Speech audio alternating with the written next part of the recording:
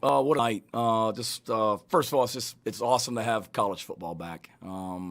Packed crowds and college game day this morning with Coach Corso and live crowds and SEC Nation and fans and the bands and the cheerleaders and everything that makes this sport special. The energy in here tonight was unbelievable. So kudos to our fans. I mean, it's no surprise, but that Gamecock walk was unbelievable. And I've been a part of a lot of walks where there's a lot of people there, but I don't think I've ever been around one that was as loud as that. I mean, that was just straight screaming from the time we got off the buses to the time we walked in the locker room, and that was awesome. The cockpit down there tonight was amazing, so kudos to them and our entire stadium. We appreciate it, and it made tonight extra special. Today's been an awesome day for me personally. Just the emotion of tonight was awesome. I'm so thankful and appreciative for, I haven't even looked at my phone, but just before the game, the amount of text messages I got from people, and thank you if I haven't responded. So many former players that hit me up today, so many high school coaches in South Carolina that texted me good luck, and really appreciate those guys. But what a special night. A lot to build up on, a lot of good, a lot of things to correct, obviously, but so happy for our players. Just told them that in the locker room, that as special as tonight was for me and exciting and whatnot for me personally, the most rewarding part, the most fun was just seeing the smiles on their faces and the joy in that locker room right now. We were always going to celebrate wins, the fun they had out there on the field tonight. I love coaching these guys. I love being the head coach here at South Carolina. And what a way to start it tonight, without a doubt.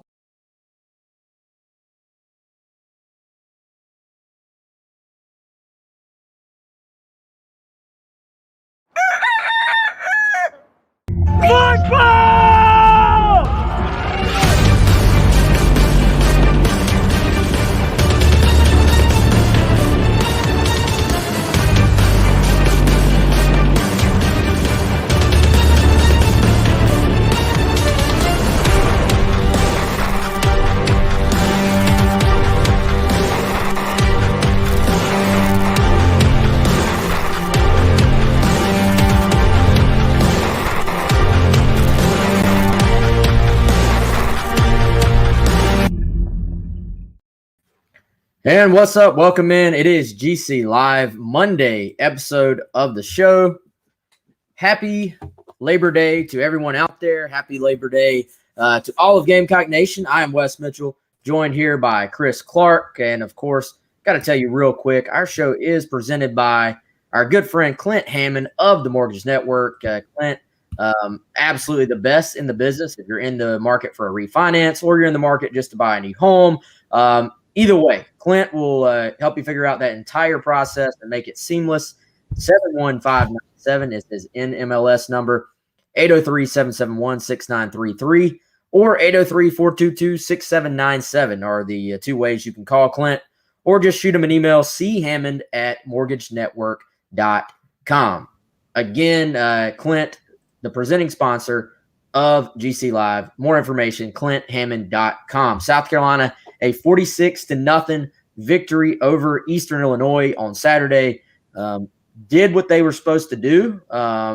Beamer ball is officially underway. South Carolina, again, I think just did what they were supposed to do is the thing I keep going back to, Chris. I am partially through my rewatch of the game, and I think you look, man, and from a defensive standpoint, you pitch a shutout. From a special team standpoint, you get the little surprise 2-point conversion. You block 2 punts and actually have a shot at a third. And offensively, I think, I thought Beamer sort of said it best. They kind of started a little bit slow in a sense, but sort of got better as the first quarter and the second quarter progressed, that they got better and better. Third quarter started to get some other guys in there. A little bit of a lull maybe, and then, of course, had the big pick six there in the fourth quarter. It was sort of like the exclamation point on the entire night. So, dude, we're going to go into all the details, but big picture, what were your initial thoughts on South Carolina's 46-0 victory and being 1-0 on the season? Well, yeah, exactly. I think you hit it there. Did what they're supposed to do. And, I think trying to project the score line of this, I thought was a little bit difficult, Wes, because I figured that unless South Carolina came out and, to use your line, turned the ball over 7 times or something like that, this is a game that they were going to win handily, I think, because their personnel at particular spots especially was so much superior, to Eastern Illinois. And they did that. So were there a few, different things than what we thought as the game played out? Maybe. But I thought it was hard to project because figured we would see a lot of guys offensively and defensively ultimately get into this game. That ended up being even more guys than I thought personally, Wes, going into this game that were able to see time. Tons of guys played. Go check out the snap count on GamecockCentral.com if you've not seen it yet. Tons of guys played. And so what that always allows for is those late game, you got your third, maybe fourth string in, which we saw at some positions. Maybe the other team scores. Didn't see that. First shutout since 2008. Very solid performance in that regard. And offensively, they did what they should have too. Look, it's 2 of South Carolina's most explosive plays. Another pick six, which Jalen Foster may have stepped out of bounds on that one. But it was at least going to put the Gamecocks right back in the red zone, wiped off the board. Jaheim Bell, long touchdown run, unfortunately wiped off the board. But, yeah, they did what they needed to do because they took care of the football offensively, defensively, completely dominant performance, which I anticipated South Carolina would stymie Eastern Illinois. I think they took it a step further than I even thought there. All right, so let's go ahead and address this from our friend First Last. Man, if you can find one clip, so if you go to GC Live, if you go to youtube.com/GamecockCentral, if you can find one clip of us saying one bad word about Zaquandre White, then please just send it over my way. Because matter of fact, I'm looking at a story I wrote July 29th, 2020, when I talked to Zaquandre White about his journey to make it to South Carolina. And actually, if you go to youtube.com and search for Zaquandre White Gamecock Central, you'll see me talking over his JUCO film, talking about how he's an instant impact player for South Carolina. If you go back and look when Marshawn Lloyd got injured last year, all of our content, if anybody had something to say, it would be Kevin Harris, because I was the one hyping Zaquandre White when Marshawn Lloyd got hurt, saying he was going to be South Carolina's top back last year. So you're right. Kevin has a gripe against us from last season. Kevin Harris has the beef. If anybody can find me saying one word bad about Zaquandre White, I've First Last. By the way, if you're on the podcast, you have no idea what I'm talking about. If you're listening and not watching the video and seeing the chat, First Last says that the bandwagon is full and that Chris and I are not allowed on, but that's okay. If the folks in the chat can back me up, I don't even know where that's coming from. So huge, great night for Zaquandre White. Nobody happier for him than us, because we know what he's been through, being at Florida State, going to JUCO, making it to South Carolina, not getting to play as much last year, working his tail off, and being a great teammate, which is something we literally have always said. Great night for him, leading rusher, leading receiver, and caught the football very naturally, I thought, out of the backfield. Zaquandre White really did what we said. Did what we said we expected from him. If you go back to a Carolina Confidential from 3 weeks ago, I actually said, don't be surprised if Zaquandre White was going to be the starter, not to just pencil anyone else in, that he's been taking the first team reps at practice. So Zaquandre White did essentially what the coach has been saying he's been doing in practice and what we were saying we were expecting from him. Yeah, no doubt. And personally, our man, he's still going here. Said we show favoritism towards other backs. The only thing I can think of, Wes, and again, if we can get some specific examples of what we've said, I would definitely be glad to address it. Wes has been, for sure, the captain of the Zaquandre White train, boat, bus. I feel like I was driving this thing last year. You are. I'll vouch for you. I'll go to my grave with it. I'll take a bullet for you on that. I can't think of any. The only thing I can think that we said, because we spent, again, you predicted and I agreed with you that Zaquandre White was going to start this game. So no favoritism there if you predict somebody's going to start at a position where that was even before Kevin Harris was like officially out of the game, right? So we spent like 20 minutes of a whole show talking about how great of an offseason Zaquandre had. The only thing I can think of is the other day when we were at Market on Main, Wes, doing a live broadcast from there, I mentioned a couple players that I was excited to see. One of them was Marshawn Lloyd. One of them was Juju McDowell. Obviously, both running backs. There's a reason for that. One, there's about 50 players I was excited to see, but we've never seen Juju take a snap. We've never seen Marshawn Lloyd take a snap as a Gamecock. Very curious to see those guys. We've seen some of Zaquandre last season. We've seen some of them in the spring, and we've certainly sung his praises. So no favoritism there when you're calling a guy out as the potential starter. Talk very positively about him. Anything that I have said that I'm forgetting, I will definitely be glad to address. But I know Wes Mitchell has had no negatives, and I am 99% certain I have not either. So, but seriously, it was fantastic. We saw that clip of Shane Beamer running down Zaquandre White on social media during the game. I think that was after his long touchdown run, Wes. Great run by him. He was getting fired up. I saw Zaquandre on the fourth quarter video that they played. He was jumping all around. He's brought so much to this team, and I thought he had a great performance. He's going to be a key performer, going forward. No doubt. And here, the running back room is stacked. That's not right. I said it like this before, Chris. You go into an off season, you go into a spring practice, then you go into a summer, you go into a preseason, and you hear all these little things. And then sometimes you get it confirmed in preseason practice, but you're still sort of hoping that, or you're still wondering, I should say, is it going to look like that in a real game? Or you go into preseason and sometimes you hear, well, this is sort of what we thought, but maybe we were getting ahead of ourselves a little bit on this. Well, I would say running back room, deep, talented, diverse skill sets, confirmed. It was confirmed all preseason. It was confirmed Saturday night. Tight end room, deep. Jaheim Bell about to be a huge part of the offense. Yes, confirmed. We saw that on Saturday. Defensive line, particularly defensive ends, depth there.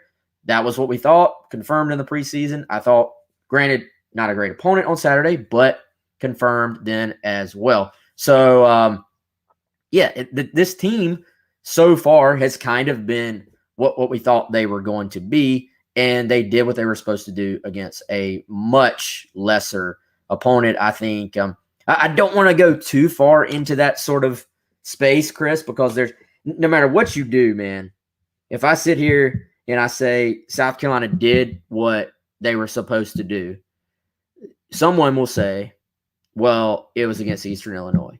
And then if I say, well, Eastern Illinois was awful, completely outmatched, someone will just hear that part and will say, well, South Carolina blew out a lesser opponent like they were supposed to.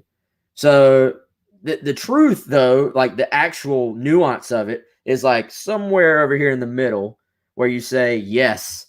What did we talk about on Friday? We said we may not learn that this is a good South Carolina team by them beating Eastern Illinois, but we may learn they're not an awful team in certain elements, in that it was kind of like if Eastern Illinois moves the football on South Carolina and sort of threatens them a little bit, that might tell you something.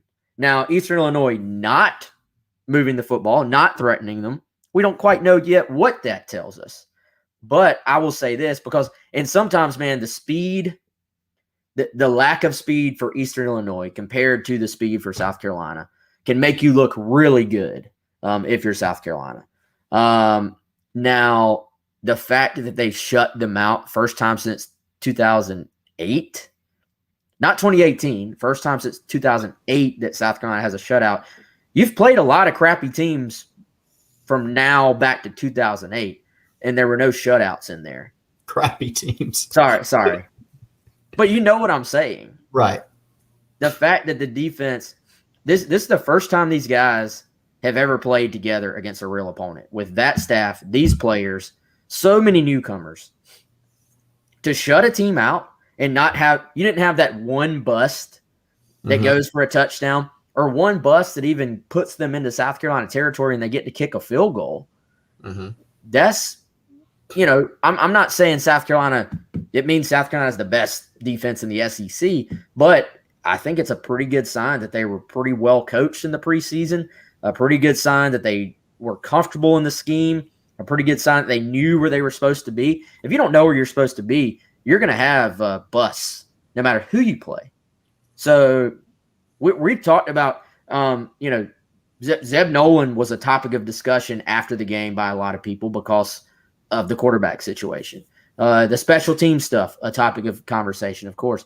I almost feel like the defense got a little bit overlooked for that shutout just because there were so many other storylines to talk about. No, you're exactly right. And look, again, once you get into heck, even next week against East Carolina, then Kentucky, then Georgia, then Kentucky, play in Tennessee with their type of offense, Florida, Clemson. I mean, you play these types of things. Again, pitching a shutout against Eastern Illinois isn't something that you can project towards that. Again, we still didn't learn as much because of the level of competition. But, I mean, Wes, this team played Charleston Southern.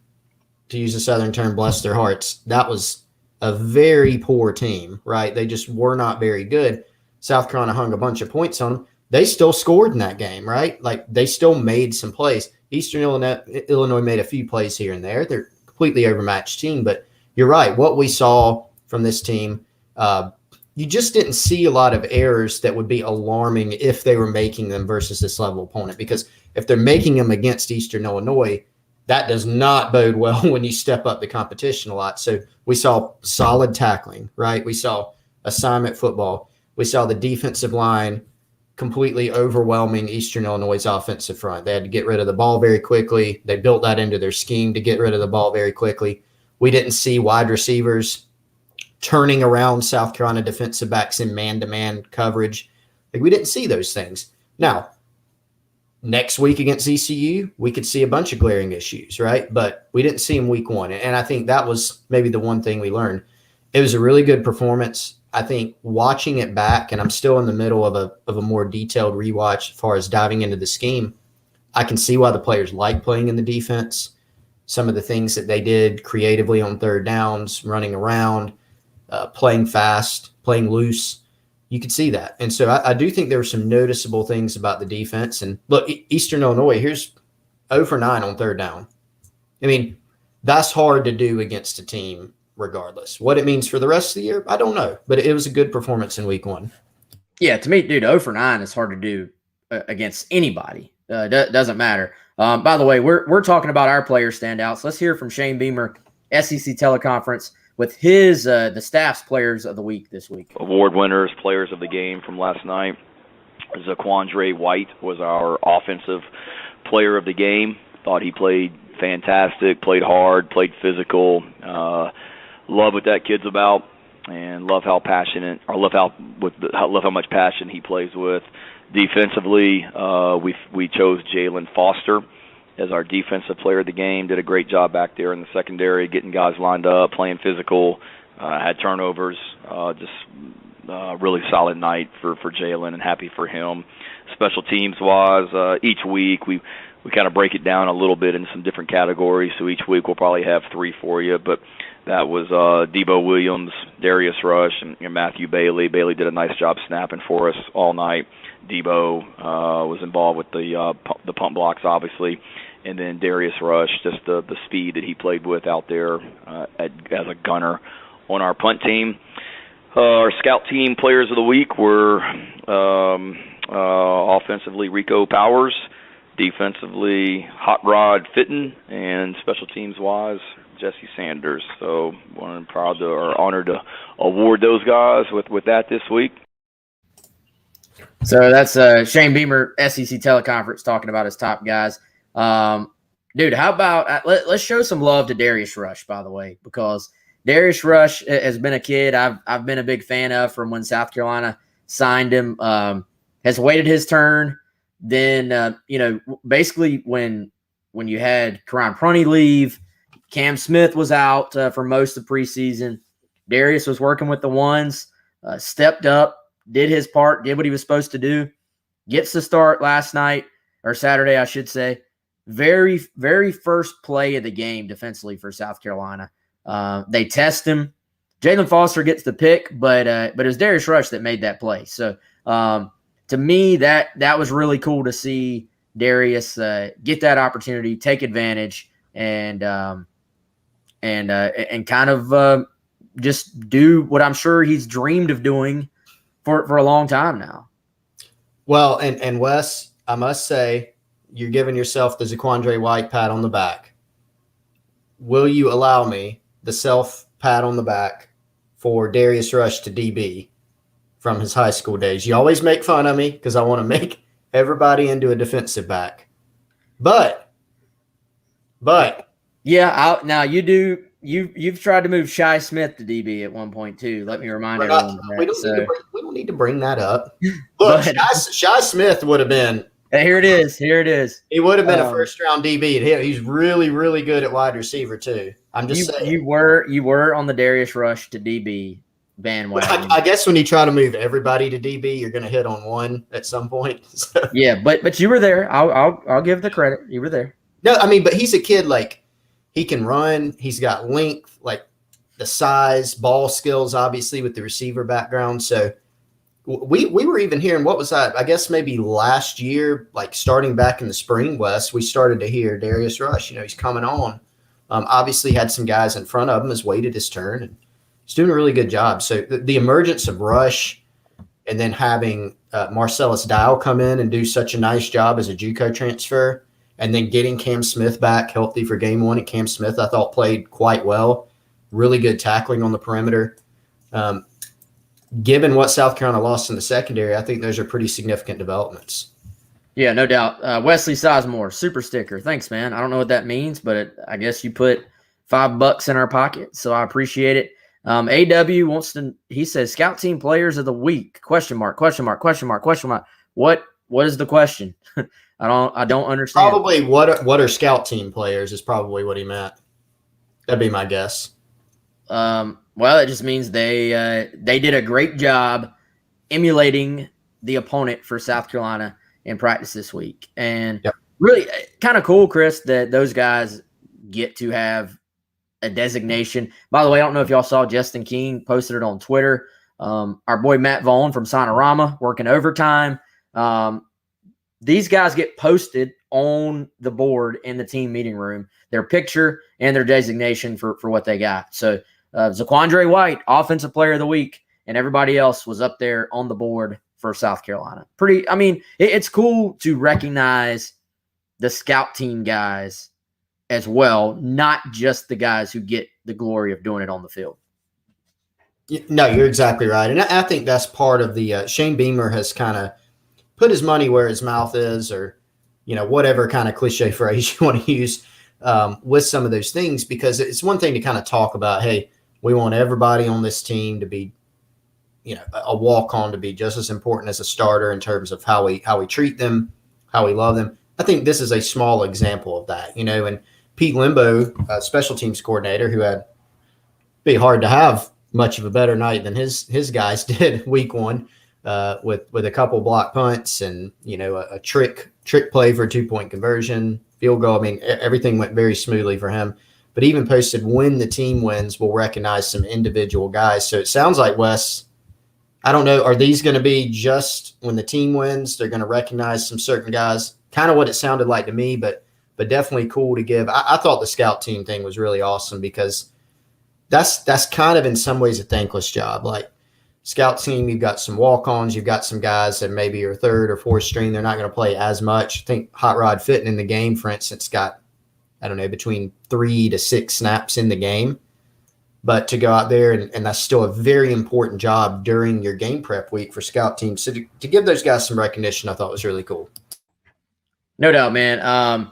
So I was asked on the radio by Pearson and Jay on 107.5 right before I came on here, and they were like, "What part of what you saw on Saturday is most like repeatable type thing?" Like, kind of, and it's sort of along the same lines of what we're talking about. How do you kind of recognize that this was not the greatest opponent in the world, while also saying, what can we learn from this game? And their question was the fact that the defense pitched the shutout. Like, does that mean this is going to be a great defense? Or the fact that special teams did what they did. And then I can't even remember exactly how they framed it offensively. I think it maybe was about, the running backs and Zaquandre White. But it was kind of like, what did we learn from this? And the defense, man, I think I learned that they looked well coached and that they understand their assignments. They were in the places they were supposed to be.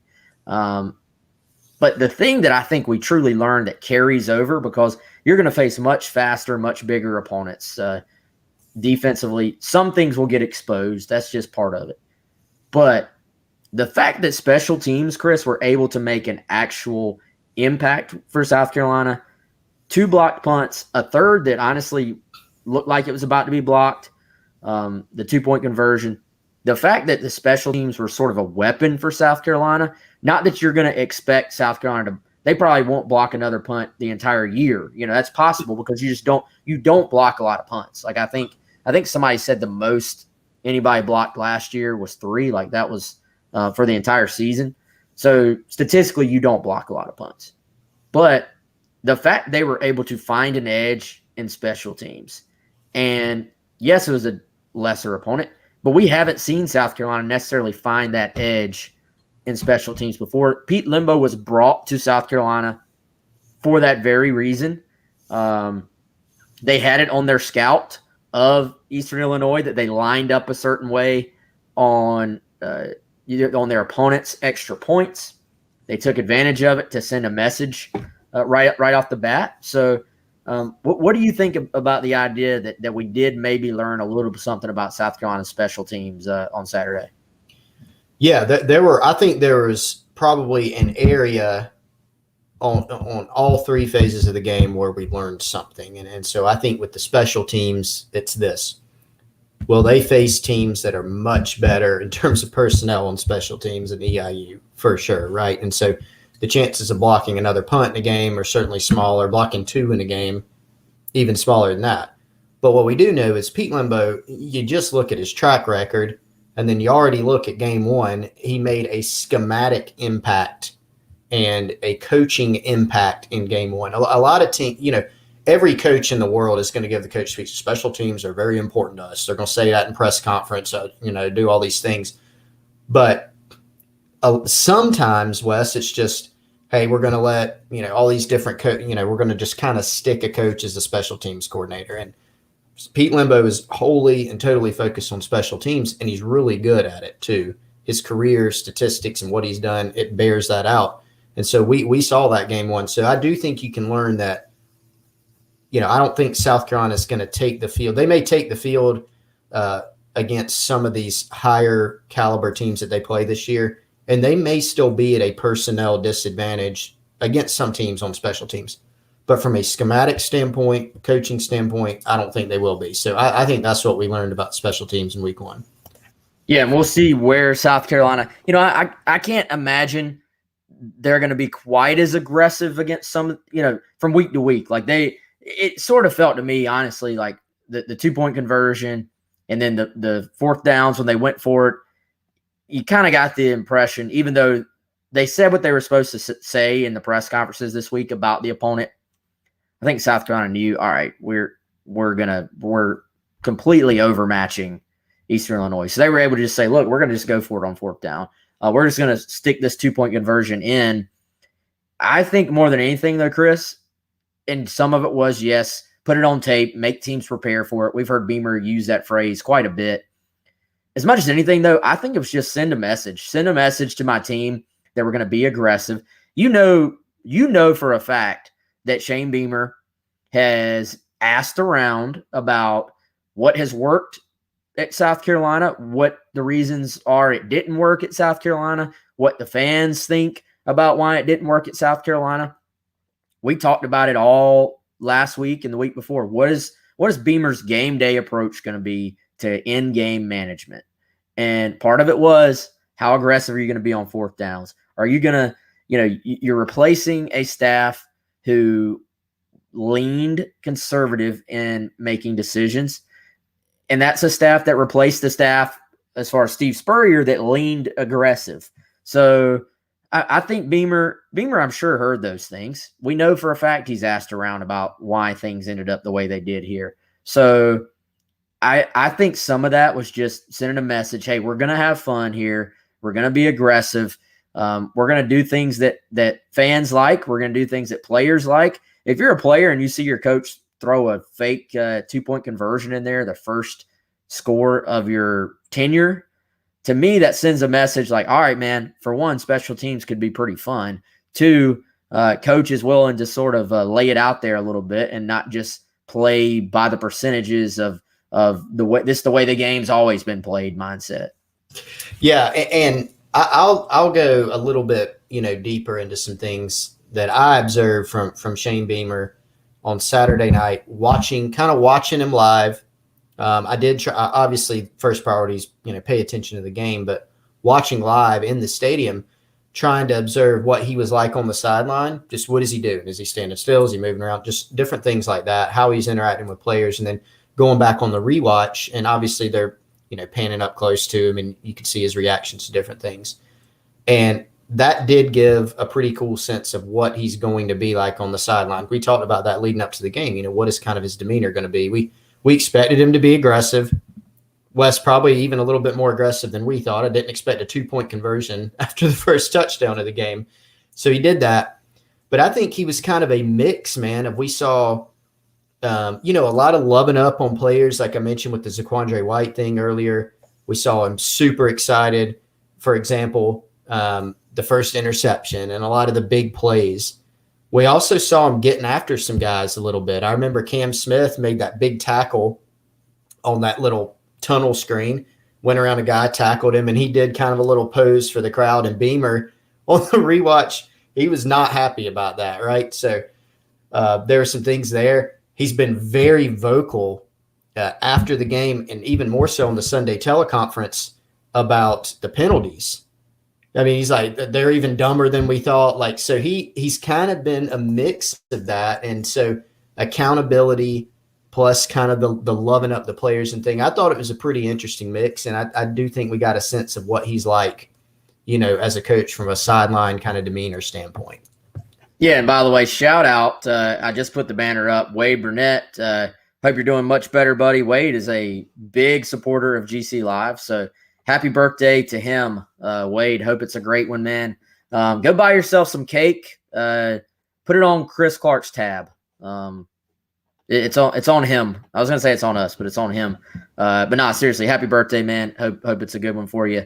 And, yeah, so I was in the press box for the game, so I missed this, but I was told by a reliable source who had excellent tickets, reliable source being my girlfriend, that Shane Beamer hugged pretty much every single player after they scored. That, like, when you were coming back onto the sideline from the field, that you were getting a Beamer hug as well. So it was interesting, man. We saw, and I don't even bring this up as a negative. I bring this up actually as a positive. We saw several guys, some of them were unnamed, who got suspended for game one. So, he made a comment after one of the touchdowns. I actually watched the Shane Beamer coaches show on Sunday. He made a comment about, I could do without that celebration. Go celebrate with your teammates.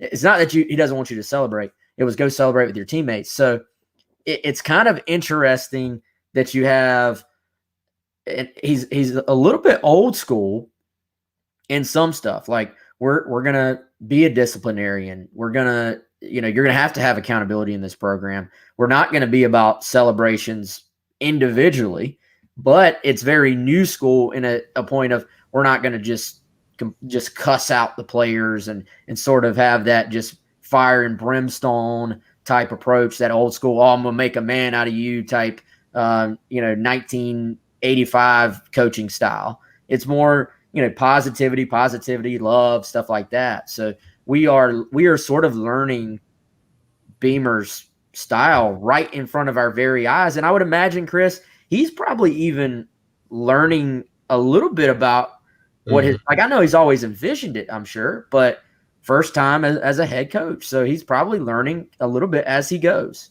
Well, that was why for South Carolina, I think, again, we don't know yet how the rest of the year is going to go. We know that there's going to be adversity. The next game against East Carolina is going to carry a lot more adversity, even if they win by a decent amount.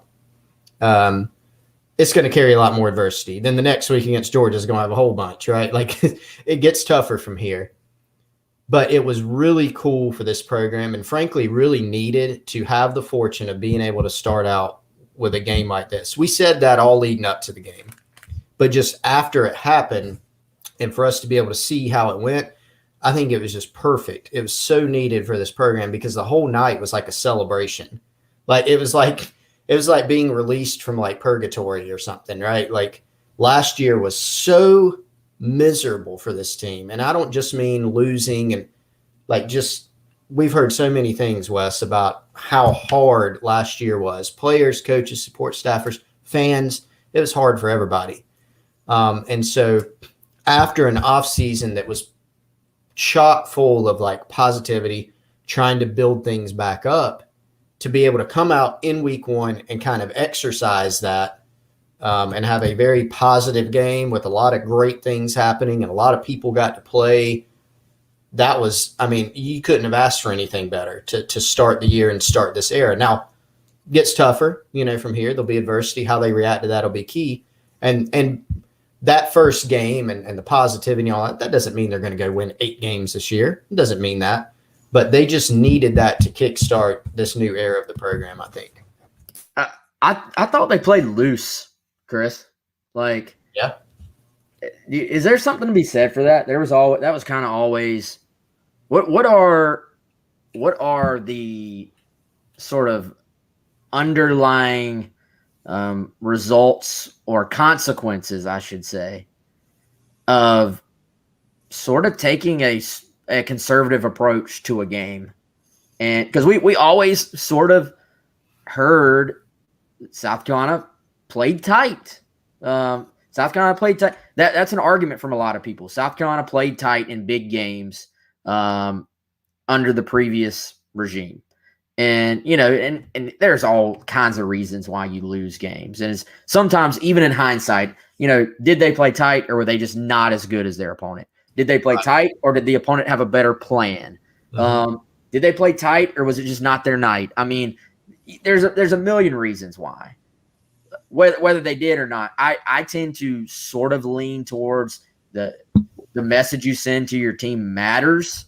And that there is something to be said for, because I heard it from people in the program too, that South Carolina, there was such a tightness like permeating the program that it spread to the players in big games.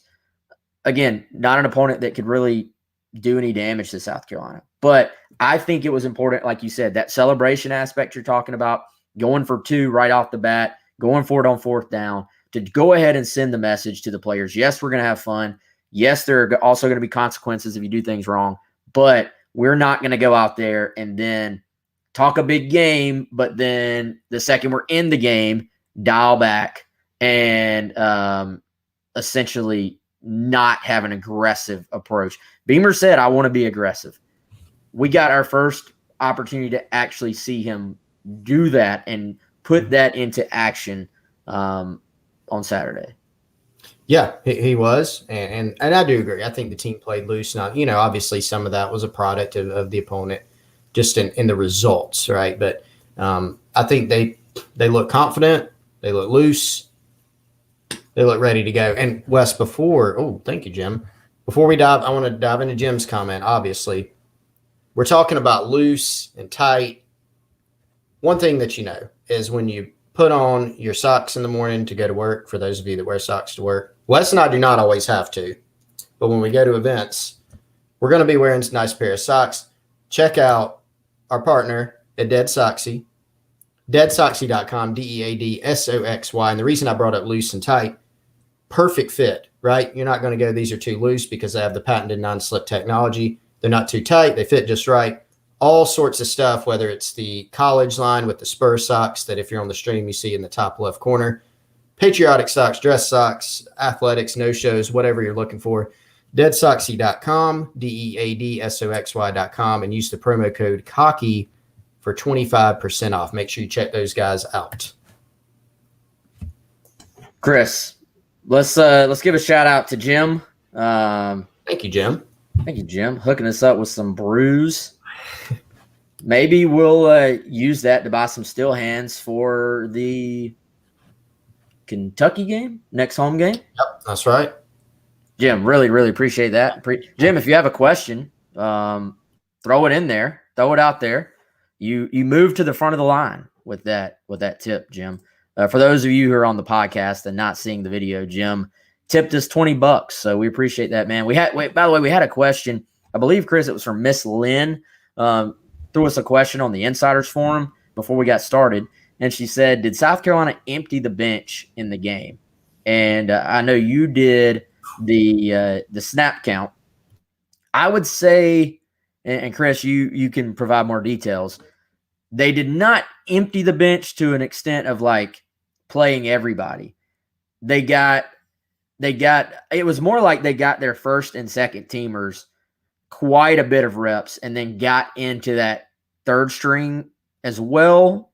Probably the best way to say it. Yeah, and they even got into some fourth stringers, at certain spots. So it was really good for that standpoint. So not counting special teams snaps.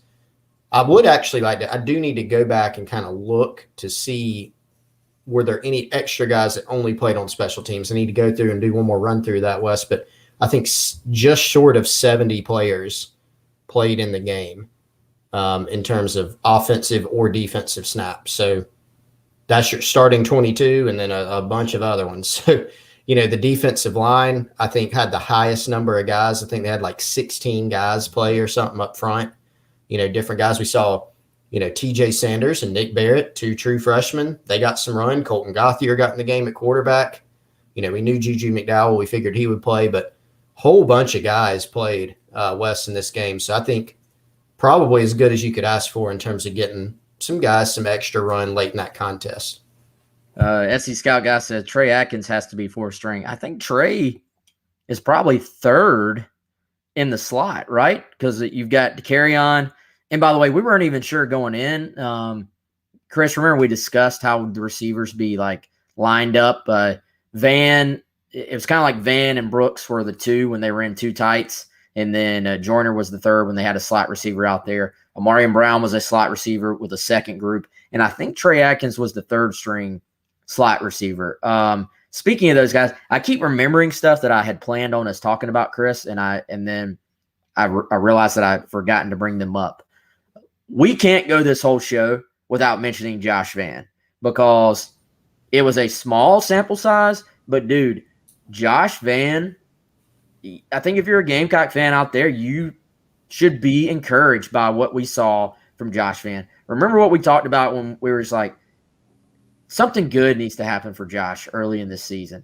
He had a nice first down reception where he had that crossing route where he made the catch and made a guy miss, got upfield, got the first down, sort of made something out of nothing. He had the touchdown catch, small sample size, but for one, in one game, he looked like South Carolina's best wide receiver because let's be honest, man, this offense, if you want to find like a concern possibly, as much as we've talked about receivers all offseason, the passing game, if you look at the box score, you're going to see what? Lots of catches from tight ends, lots of catches from running backs. Some of that, Chris, by design, of course, some of that we expected. But if you look at targets, there were some balls that, for whatever reason, if you want to call it, drops, you want to call it contested catches, you want to call it that the ball is a little bit too far for Jalen Brooks. There were some balls to wide receivers with Brooks and to carry on that, I'm sure South Carolina wanted to complete. So I think let's throw kudos to Josh Vann. Good start to the season for him. Let's also, I think if you're going to nitpick, we are in the sort of nitpicking range here. If you're going to nitpick on the offense, to me, that was the thing. How much of it with running backs and tight ends is just that's what this offense is going to be. It's going to have to be. And how much is it that you still need some receivers, again, small sample size, but need some receivers to step up? And do we read in at all to Rico Powers as the scout team offensive player of the week? Is that something to tag away in the back of our minds for the future? Yeah, I mean, that will be interesting. Do other guys get some opportunities? Now, we did see a decent amount, Marion Brown, for instance. He was in the game even earlier than I had realized, looking back at the rewatch. Ortre Smith got in. So good to see Ortre Smith get back in there and catch a pass. First ball that he's caught since 2018, I think, Wes. So it's been a while for him. Great to see Josh Vann, that crossing route catch that he had on third. I think it was a 3rd and 7 or 3rd and 9. That was not an easy catch. Ball was a little bit high and behind. He snatched it out of the air, made a guy miss, got the first down. Looked quick. I still think that he is, from top to bottom and from the talent standpoint, the most potentially dangerous, I'll underline potentially, the most potentially dangerous guy at wide receiver for Carolina because of his skill set. Now, that hasn't been proven out, but it's very positive to see those plays, and you can tell it built some confidence for him. His reaction after those plays, confidence builders for him. And you went into that week saying, he needed something good to happen. It did. To your point about the receivers needing to step up, yeah, that's a concern you still take away from this game because, well, there weren't a lot of explosive passing plays, a lot of it by design, but South Carolina needs to hit some of the plays that they have shown the capability to hit through game one. So the Brooks pass, slightest of overthrows. After rewatching it numerous times, I think it should have been caught. Difficult catch, yes, but the kind of catch that South Carolina needs to make. They need to have that play work out. They don't need drops on routine plays. These are the types of things they have to avoid. They're not going to go out and pass for 500 yards against SEC teams. Not happening, right? They're not going to have 4 75-yard touchdowns in a game. That's not going to happen. But they need to make those routine plays. They need to be able to keep defenses honest throughout the year by hitting those deep ones. So still a concern. Still by no means a finished product. It's room to improve, but I did notice that. I think Amarian Brown, someone to watch as the year goes on. We'll see. And I'm with you, man. I rewatched that thing. I rewatched that thing several times. The pass to Jalen Brooks. It's one of those things that you watch once, or you watch in the stands, and everybody around you is like, "Oh, you got to catch the ball! You got to catch the ball!" And then you really look at it, and you're like, "Okay, take an average human and say, go run full speed, put a helmet on, and then I'm gonna say go." And turn around, and I'm going to loft the ball over your shoulder, Willie Mays style. Go catch it. And then you say, okay, it's not an easy play. But then you sort of get to the other side of it, and you say, you know what? You're an SEC starting wide receiver. It hits your hands.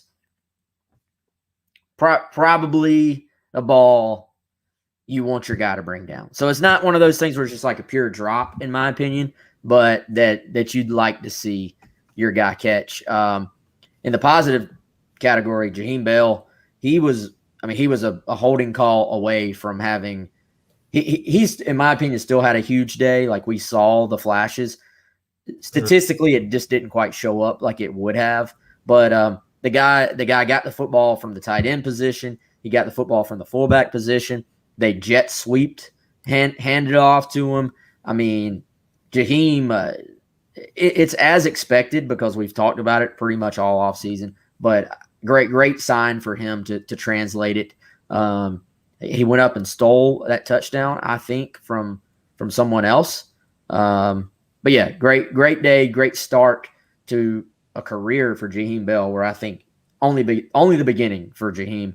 Shout out Shane Dial, $20 tip. Appreciate you, man. He said, would love to see Joyner throw from the quarterback position to keep opponents from loading the box. Also, EJ Jenkins looks menacing. Got to get him more looks. It will be interesting to see how they rotate those tight ends as the year progresses. I saw Trey Kenyon. We talked about Trey the last couple of weeks, how he was coming on. Trey was out there, man. He was out there probably more than most people noticed, just quietly going about his business. But Chris, do you agree with Shane that maybe we see Joyner get in there and launch one here soon? Yeah, you'd certainly think that's in the cards, certainly in the playbook for, teams know he's going to be out there. They know that he's not just a running back there, right? Like he's a guy that has a quarterback background, so he's got the opportunity, the ability rather, to throw the ball. So I would think that we'll probably see that at some point this year. And EJ Jenkins, game one, didn't play a ton, didn't play a lot. But got to remember, he also did towards the end of preseason practice, he missed some practice time. So keep that in the back of your mind. Probably someone they can continue to bring along throughout the year. Maybe Wes, because given where we saw him line up, you might see more sets with him in it as opposed to some of these formations, maybe with three wides. Maybe you look at putting EJ in there. We saw them scheme up a play specifically for him, kind of put him out wide, put him in motion, and tried to shake him free, made sure they had man coverage. They did. Ball was a little high, kind of went just above his hands. And then he was out there some, really in either kind of a slot look or an outside receiver even look from that tight end position. So some interesting ways that they used him and Jaheim Bell and Trey Kenyon. It was pretty cool stuff. Hey, Wes, I'm sure you got another topic. I wanted to make sure we hit this one because there's been a lot of discussion on it, and I know we're running low on time. Missed tackles, right? Let's take the factor out of EIU's backs and receivers are not, Georgia or any other SEC team. How many missed tackles do you think there were on Saturday night? Got a good guess? I'm going to say 2. That would be really, really good. So according to PFF, I have not gone through and counted this myself. So keep in mind how they count a missed tackle. They say 4. Okay. So pretty good on the night, and a missed tackle. I mean, it might be one guy misses it and somebody else cleans it up. We'd have to go through and kind of count them, but that is a pretty good metric. I had not noticed that being a glaring issue. So I wanted to go through and check. So PFF says 4 missed tackles on Saturday. Pop Sosa keeps saying they had South Carolina last in the SEC. Who are you talking about, Pop? Is what I want to know. And yeah, Bullish says to hit the like button. If you're watching on YouTube, hit the like, hit the subscribe, hit whatever buttons are on there. Push everything. So Chris, what else do we need to hit? Okay, I keep pushing this back. Jordan Burch. Dude, the speed that this dude showed, and I hope many of you were at the game because it was not accurately captured on video. Just the speed this dude exploded towards the end zone with. Pearson and them asked me, was it the fastest I've ever seen a big man run? I said, I'm going to be completely honest. I'm not going to be I'm going to remember. I'm not going to have recency biased. Jadeveon Clowney is still on another plane than anyone else. So we're just going to take 7 out. Like, you kind of just have to throw 7 out of the conversation with these things. Melvin Ingram, punt return, or fake punt, I should say, at Georgia. I was there live for that one too. That was pretty incredible. This one Burch may have been moving faster. What was that? One of the fastest big man touchdowns you've ever seen in person? Oh, easy. I mean, he made the play and started running. I mean, had not even finished his. He started running, and I literally just out loud was like, "Good Lord," like, wow. My jaw dropped. Like literally, I was watching like this. I was like, yeah. I mean, a man that size should not move that fast. There's just no way. So it was, yeah, it was pretty incredible. He just left everybody. So yeah, that was amazing.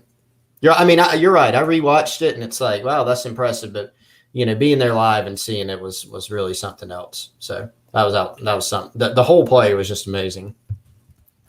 yeah, that was, I don't know. I don't even know how to put it in words. That was awesome. And finally, Chris, we have not talked quarterbacks all day. We got 5 minutes left. First of all, what did you think of Nolan's performance, man? I thought, interestingly enough, it was like almost exactly what it was billed to be. Right. Sometimes a guy plays way better than you expect. Sometimes, a guy doesn't live up close to the expectations you have for him. I thought it was almost quite literally exactly what we expected it to be. It was. I mean,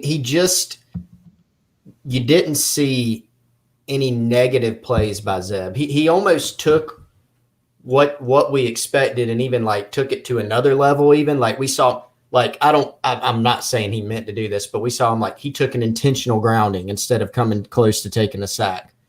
We saw him, improvising some, whether it was, kind of shifting in the pocket just a little bit to get a throw off. We saw him run on that 3rd and 9. Zeb I think still working into game shape a little bit based on how he looked after that run. Aren't we all though? Aren't we all? But no, seriously. But he did. I thought a really good job. I mean, again, we don't even need to have the caveat of, well, it was Eastern Illinois. Like, to go in and perform like that and give South Carolina exactly what they needed. He took care of the ball. That was the number one key to this game offensively. Take care of the ball. Don't take a bunch of bad sacks. Don't put the ball in danger. That's what they needed to do, and that's what he did. And I think he did that and more. Like, he made some plays from the quarterback position for this team, got him in the right looks, even small things. Like one time there was a play, South Carolina got the play in a little late. Zeb was kind of motioning towards the sidelines to get it in. They huddled. When they broke the huddle, he hurried everyone to the line and got everybody situated and then was able to get the snap off. So just little stuff like that where they were able to avoid mistakes. Now, they still had some administrative penalties that, were not really on Zeb, intentional grounding aside, but I thought he administered the game very well and even did a little more than that. Yeah, the penalties still, I would say, probably the thing that most miffed Beamer. No doubt. He said, I went back and counted. He said, we had some dumb penalties. 5 dumbs. Dumb times 5. Who's going to be the starting quarterback on Saturday for South Carolina against East Carolina?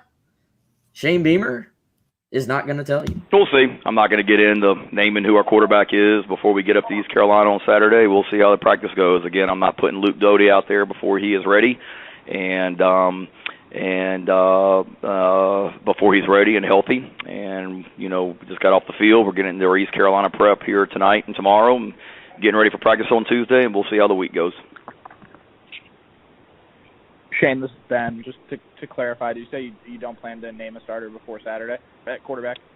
Don't know why I would. I'm sure Coach Houston would love that, and he knows. I mean, he's got to get ready for DeCarrion Joyner, and they've got to get ready for Luke Doty and Zeb, and we do a lot of different things offensively. So no, and guys, I'm not going to come in there on Tuesday and tell you who the starting quarterback is. So you don't need to waste time asking questions about who the quarterback is going to be and what the reps look like, because I'm not getting into it. So sorry, that's the way we are. Someone is going to ask. I can't wait. It's going to be great. I know who it's going to be too, but I'm not going to say it. Multiples. Who is going to be the starting quarterback, Chris? Dude, I don't know. I think it depends on. I'm sure they have a plan for Luke as far as kind of having a general outline of what he's going to be able to do at practice this week. I think we'll probably have a better sense, right, as the week progresses toward and we get closer to Saturday. Still, very much seems like a day-to-day situation, but I could see Luke maybe not starting and playing some. I could see him starting. I just don't know yet. You might have a better sense of me on that one, but I'm not sure that we'll know until later in the week because you kind of have to assess, internally where he's at. Yeah, no, I don't know either. I just wanted to put you on the spot and see what you'd say because How about I ask him Tuesday? How's that sound? Yeah, no, they put me on the spot on the radio, and I was like, look, I'm not. I was like, y'all walked me into this Zeb thing when Zeb first, when he first became a quarterback on the roster. And I told Pearson, we were talking about how far down would it have to get before Zeb would play. And Pearson and I were talking about it off air. And then he basically said on air what I had said. And it was because it was too early. That I was like, I think he's just going to be a backup option. And then it took 2 or 3 days. And I was like, oh crap, this guy's he's going to be, actually at the time, I said publicly he's going to play. Right. I said privately, he's going to start. Yeah. And so I'm not going to dive into that where we don't know. It's Monday. Now, will we have a good idea by Thursday? I would imagine so. But yeah, right now he's got a couple of good options. And like you said, you could play it. Even if it's the same result, you could play it a couple of different ways where you could start Zeb and then put Doty in, or you could just say, we're going all out and starting Doty if you're the staff. But you got to get Doty if Doty's your guy, you got to get him on the field this week and not have him going to Athens for the first time he plays this year. Now, I don't buy into this whole, well, you can't do that to a young quarterback, like you'll ruin his confidence, but Luke Doty is a very mentally tough dude. Like I don't worry about that with Luke Doty, but you just don't want to do that to the guy anyway. He needs to get some playing time under his belt first. So we'll see.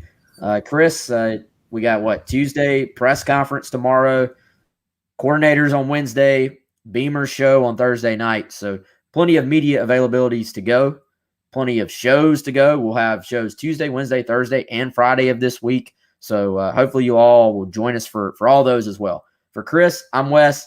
We're out of time, and we will see you on Tuesday.